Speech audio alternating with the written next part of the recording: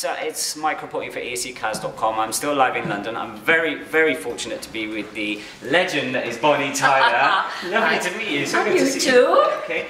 Great. Bonnie, the minute you start singing, everybody instantly recognises your voice. So I think my first big question is, why Eurovision? What persuaded you? What was behind all that? Well, you know, I was asked in 30 years ago to do it, okay. but I couldn't do it then because I was living in America at the time, because I was #1 over there, #1 here, okay. with Total Eclipse of the Heart on the album. Yeah. And so when they asked me to do it this time, because they chose one of the songs off my album, I thought, fantastic, you know, wonderful opportunity. Okay. And you know, I am a bit, you know, there is a lot of competition, and you know what it's like with the British, our record. Yeah. Well, okay. Yeah. Okay, well, but we got a great song. Just following up on that, you mentioned there that they chose the song for you. One of my other questions was, how did the song choice come about? It's obviously on your album. Yeah, but did you consider any other songs at the time, or no, was it a choice? Somebody else's choice? It came as a surprise to me that I was going to be doing the Eurovision Song Contest. What happened was, you know, I just finished making my new album that's coming out May the 7th. Yeah. Or is this already? I think we have a copy of it here somewhere as well. Yeah. Here's the new album. Yeah, you can hold one. Yeah, you see this? This is Rocks and Honey. But anyway, while this was in, you know, a hell of a long time before it was released, right? You know, it went down to the BBC to see how the album was going to be received, you know, before it was released. And someone to do the Eurovision Song Contest heard it and thought, wow, the track on there, Believe in Me, it would be perfect. And we'd love Bonnie to do it. So that's how it happened. And what was your initial response when somebody rang you? What did you think when you were holding the phone? Did you put the phone down, or did you hold it away?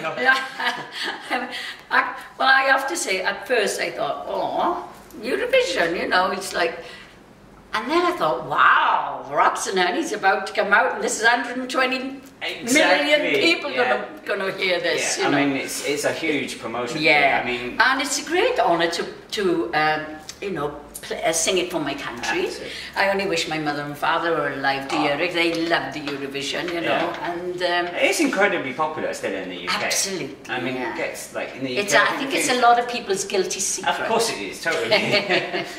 Just moving on to Malmo. There's been a few rumours about how the song is going to be staged. The last couple of years we've had some choreography with the UK. I wanted to find out from you what exactly you're going to be putting into this on like I keep saying, you know, that I can't dance. I can strut along the stage, you know, but it's just going to basically be the performance of the song, and I've got, everybody's allowed 6 people on the stage, but mine won't be dancers. Mine will be musicians and backing vocalists. Which I think suits the song. Yes. You know, so Believe in Me is very popular amongst fans all over Europe. We're hearing lots of good reports. How do you think it will be received when Eurovision happens?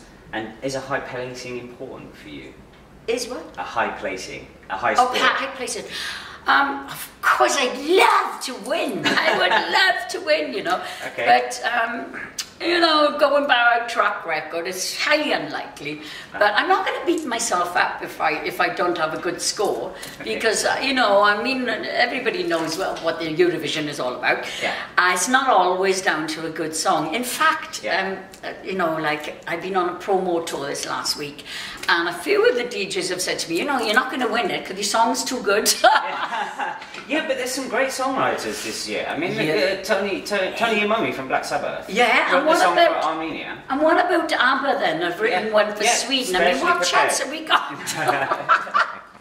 So, you know, obviously the taking part is good for you.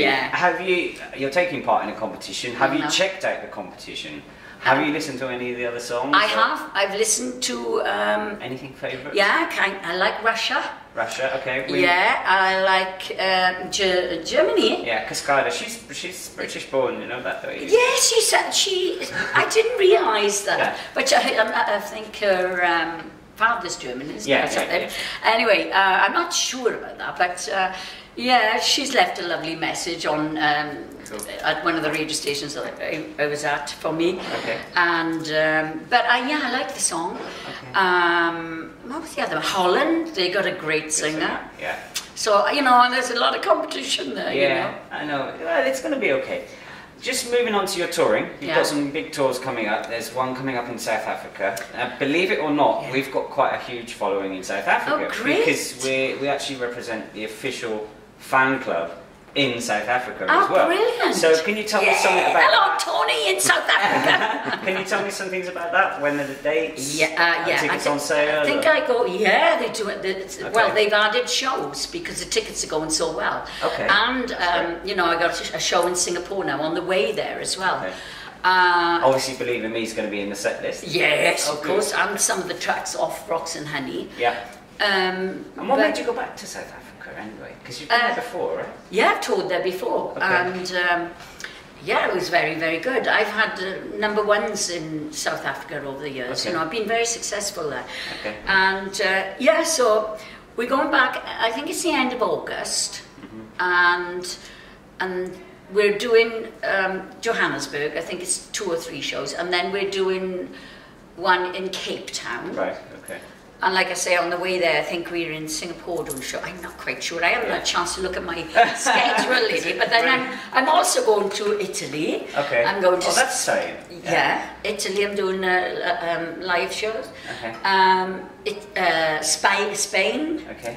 And of course, Germany. I'm in Hamburg. And I heard Russia as well, maybe. You coming? I'm always back and forth to Russia. So we have a huge number of fans. We're a Russian language website. Well, I mean, we're going to subtitle this into Russian for you afterwards as Okay. well. So maybe you'd like to say something to our Russian fans. Oh, well, I tell you what, right? Russia goes back a long way for me. Okay. I was the first British female, first British female act to go there in 1988, and I did 17 shows. Wow. Yeah, and with 17 people. No, I did. How many shows did I do? 3 weeks I was there anyway, but I did. I was singing in the sports hall, and it was like 17,000 people, sold out every night, you know. But in those days, there were a lot of soldiers in the front, you know, and all the people at the back. But it's changed so much since then. I mean, I've sung many times in the Kremlin. I've actually sung to President Putin and everything. Yes, I've done numerous special birthday parties in Russia for people, you know, that you know, very rich and famous people. Anyone you care to name? Or? Well, because the Russian audience would know these people, I would say. Yeah, well, no, but very big business people. You know. Okay. I don't know. I can't remember the names of them all. But my fans in Russia, honestly, they are so loyal. Natasha, Tanya. Yuri, Jenna, let me think now. Oh, there's so many of them. Irina, Paolo. I've got a Russian godson. Oh, really? Yeah. Yes, wow. yeah. Because when I was on tour... tour... in Moscow, or...? Yeah, when I was on tour there in 1988, I got very friendly with his to-be mother, you know, and Irina. Yeah. And we're not in touch all the time, but whenever I go there, I get to see him and Irina, you know. But Natasha is an amazing. She's got an amazing website, you know. Okay. She is very good, and I do appreciate it. I'll get the name of the website off you afterwards, so we can credit that later.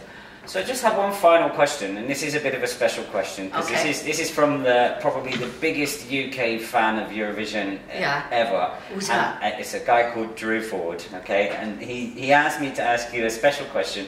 So his question was, in May there will be hundreds of fans waving Union Jacks and cheering you on in the arena in Malmo. How does that make you feel?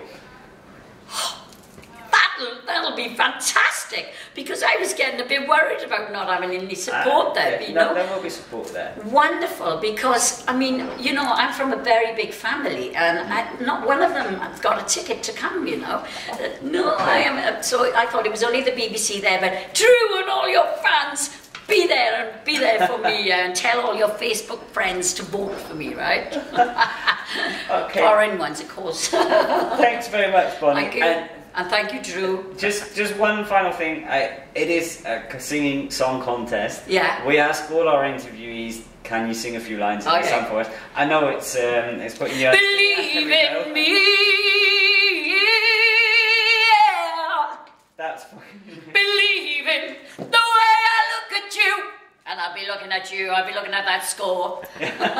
Listen, Bonnie, thanks very much for your time. It was an absolute pleasure talking to you today. And yeah, good luck in Malmo. We're going to see you in a few weeks there. Thank you. I'm going to be nervous, you know, obviously. But no, but you'll be fine. Be there for me. It will be fine. Yeah. Great.